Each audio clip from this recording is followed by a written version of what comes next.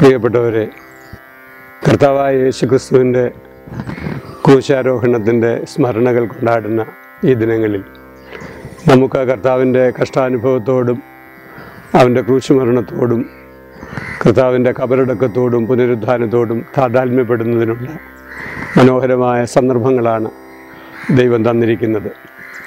ഞാനിപ്പോൾ ഇരിക്കുന്നത് ഓതറ എബനേസർ ഇടവകയുടെ ദേവാലയത്തിൻ്റെ മുമ്പിലുള്ള പടിക്കെട്ടിലാണ്. സാധാരണയായി ഞായറാഴ്ചകളിലും ആരാധനാ ദിനങ്ങളിലും എൻ്റെ ജനം ഈ പടി കയറി പോകുന്നത് ഞാൻ കണ്ടിട്ടുണ്ട്. അവരുടെ ആരാധനാ അനുഭവങ്ങളിലെ ഒരു സുപ്രധാന കാര്യമാണ് ഈ പടിക്കെട്ട് കയറുക എന്നുള്ളത്. ഈ പടിക്കെട്ടിൽ നിന്ന് പ്രാർത്ഥിച്ചുകൊണ്ട് കയറുന്ന ബലഹീനരെ ഞാൻ പലപ്പോഴും കണ്ടിട്ടുണ്ട്. അവരുടെ ആത്മീയ അന്വേഷണങ്ങളിലെ പ്രധാനപ്പെട്ട ഒരു കാര്യമായി അവർ ഈ പടികയറ്റത്തെയും കാണുന്നു.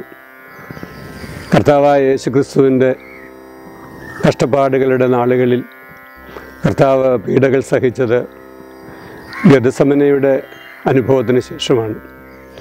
ഇന്ന് നമ്മുടെ ധ്യാനത്തിനും കർത്താവിൻ്റെ ശാക്തീകരണത്തിനും മുഖാന്തരമായി തീർന്ന ഗെത്സമനയുടെ അനുഭവത്തെ ചിത്രീകരിക്കാനാണ് ഞാൻ ശ്രമിക്കുന്നത്.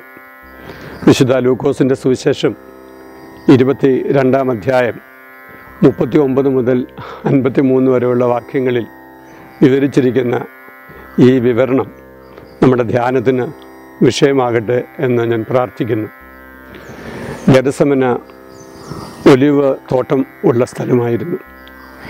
ഒലിവ് വൃക്ഷങ്ങൾ തിങ്ങി നിൽക്കുന്ന ഗെത്സമനയിൽ കർത്താവ് പ്രാർത്ഥിക്കാൻ പോവുക പതിവായിരുന്നു എന്ന് നമുക്ക് വേദപുസ്തകത്തിൽ സൂചനയുണ്ട്. കർത്താവിൻ്റെ പങ്കപ്പാടുകളുടെ സമയങ്ങളിൽ കർത്താവ് ഗെത്സമനയിലേക്ക് പോയി പ്രാർത്ഥിച്ചു. നാം വായിക്കുന്നത്, ആ പ്രാർത്ഥനാനന്തരം ഒരു ദൂതൻ വന്ന് കർത്താവിനെ ശക്തീകരിച്ചു എന്നാണ്. അലൗകികമായ സ്വർഗീയമായ ശാക്തീകരണത്തിൻ്റെ ഒരു സന്ദർഭമായിരുന്നു ഗെത്സമനയിലെ ധ്യാനം.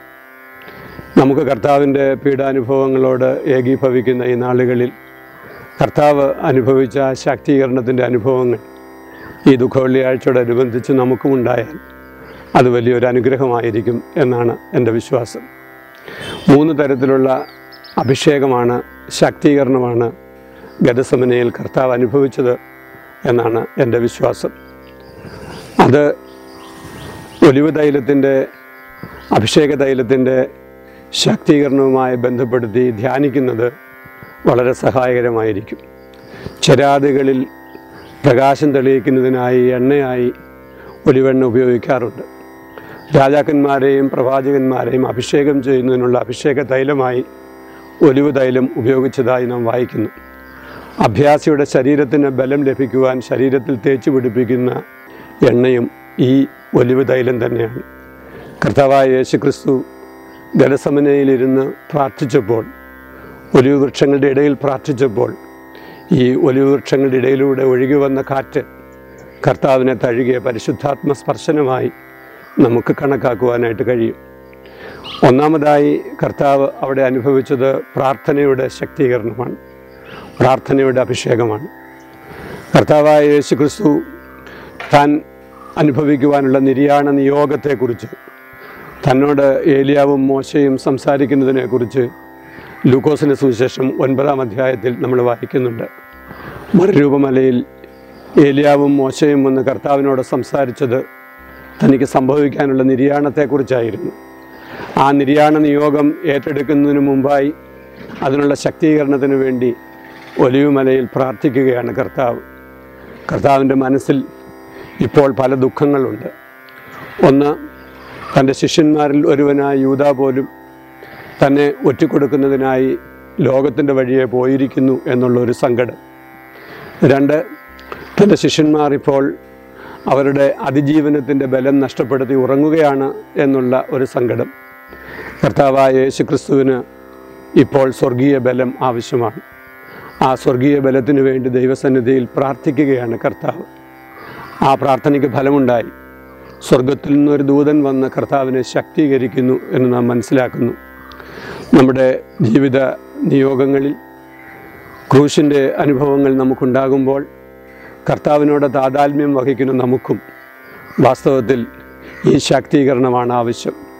ഈ ദുഃഖവെള്ളിയാഴ്ച പ്രാർത്ഥനയുടെ ഒലിവ് തോട്ടങ്ങളിൽ നമുക്ക് ആ ശാക്തീകരണം അനുഭവമാകുന്നതിന് ദൈവം സഹായിക്കട്ടെ എന്ന് ഞാൻ പ്രാർത്ഥിക്കുന്നു.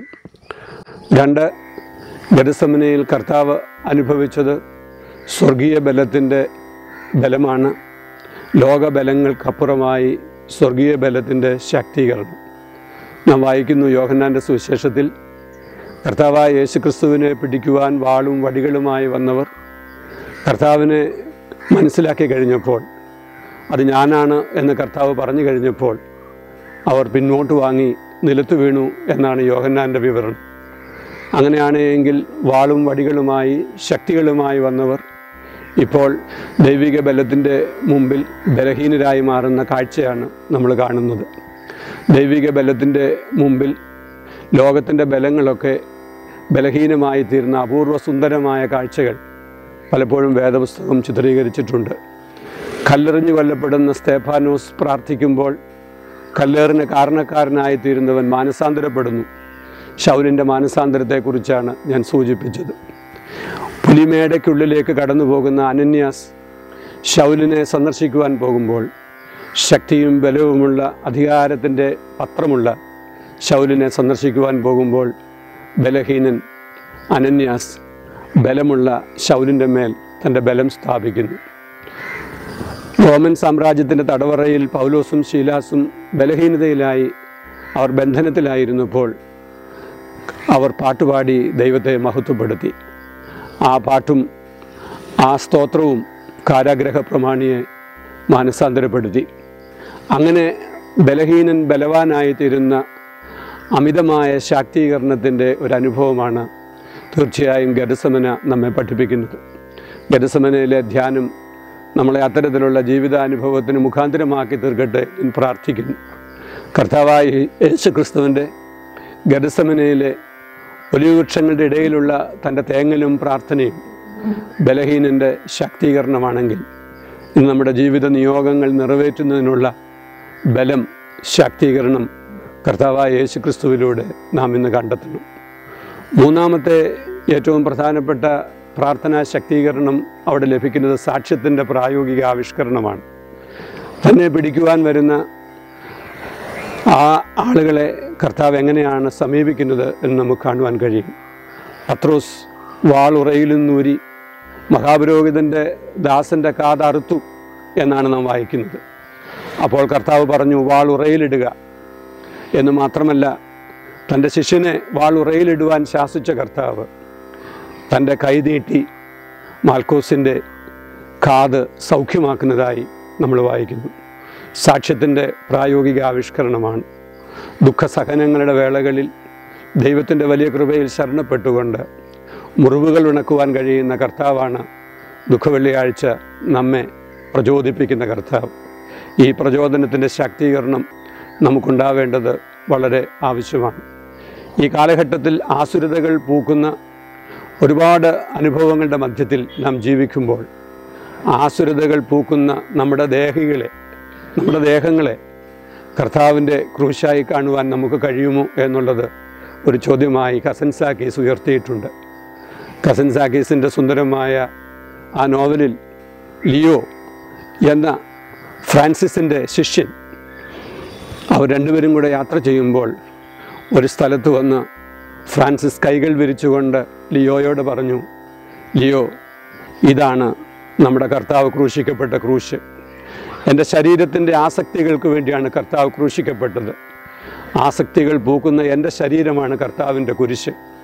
അതുകൊണ്ട് ഈ കുരിശിൽ തൂക്കപ്പെട്ട കർത്താവാണ് എൻ്റെ രക്ഷകൻ. പ്രിയപ്പെട്ടവരെ, ഈ ദുഃഖവെള്ളിയാഴ്ചയുടെ ധ്യാന നാളുകളിൽ നമുക്ക് കർത്താവിനെ ക്രൂശിച്ചവരുടെ കൂട്ടത്തിൽ നമുക്കും പങ്കാളിത്തമുണ്ട് എന്ന് പറയാൻ കഴിയും.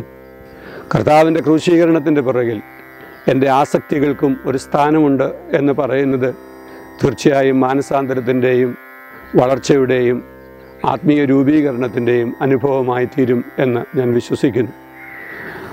ഗെത്സമനയിലെ അഭിഷേക തൈലത്തിൻ്റെ 3 ശക്തീകരണങ്ങൾ നമ്മുടെ പ്രായോഗിക ജീവിതത്തിൻ്റെ ശക്തീകരണങ്ങളായി മാറുവാൻ ഈ ദുഃഖവെള്ളിയാഴ്ചത്തെ ധ്യാനം നമുക്ക് മുഖാന്തരമായി തീരട്ടെ. പ്രാർത്ഥനയുടെ ആത്മബലത്താൽ നമുക്ക് മുന്നേറുവാനായി സാധിക്കണം. സ്വർഗീയ ബലത്തിൻ്റെ പെട്ടകവുമായി വന്ന് നമ്മെ സന്ദർശിക്കുന്ന കർത്താവിൻ്റെ ബലത്തെ നമ്മുടെ ബലമായി അംഗീകരിക്കുവാൻ നമുക്ക് സാധിക്കണം. സർവോപരി ആസക്തികൾ പൂക്കുന്ന ഈ ലോകത്തിൽ, മുറിവുകളേൽപ്പിക്കുന്ന ഈ ലോകത്തിൽ മുറിവുണക്കുന്ന സൗഖ്യദായക ശുശ്രൂഷയുടെ ഭാഗങ്ങളായി തീരുവാൻ ദൈവത്തിൻ്റെ പരിശുദ്ധാത്മാവിനാൽ നാം ശക്തീകരിക്കപ്പെടുന്നു. അതിന് ദൈവസന്നിധിയിൽ നമ്മെ തന്നെ നാം വിനയപ്പെടുത്തേണ്ടതായുണ്ട്. നമ്മുടെ ശരീരങ്ങൾ കർത്താവിന് വസിക്കുവാനുള്ള മന്ദിരങ്ങളാണ് എന്ന് നാം സമ്മതിച്ചു കൊടുക്കുമ്പോൾ ഈ ശരീരങ്ങളിലെ ആസുരഭാവങ്ങളെ ദൈവത്തിൻ്റെ കൃപയാൽ നീക്കുന്ന നോമ്പുകാലങ്ങളുടെ സുന്ദരമായുള്ള ആവിഷ്കാരങ്ങളുടെ ഒരു നല്ല സന്ദർഭമാണ് നമുക്ക് ഈ ദുഃഖവെള്ളിയാഴ്ചയും കർത്താവ് ഗെത്സമനയിൽ അനുഭവിച്ച ധ്യാനവുമെന്ന് അനുഭവിച്ചുകൊണ്ട് നമുക്ക് നമ്മുടെ ആത്മീയ ജീവിതത്തിൽ മുന്നേറാം. ദൈവം തമ്പുരാൻ നമ്മളെ സഹായിക്കട്ടെ.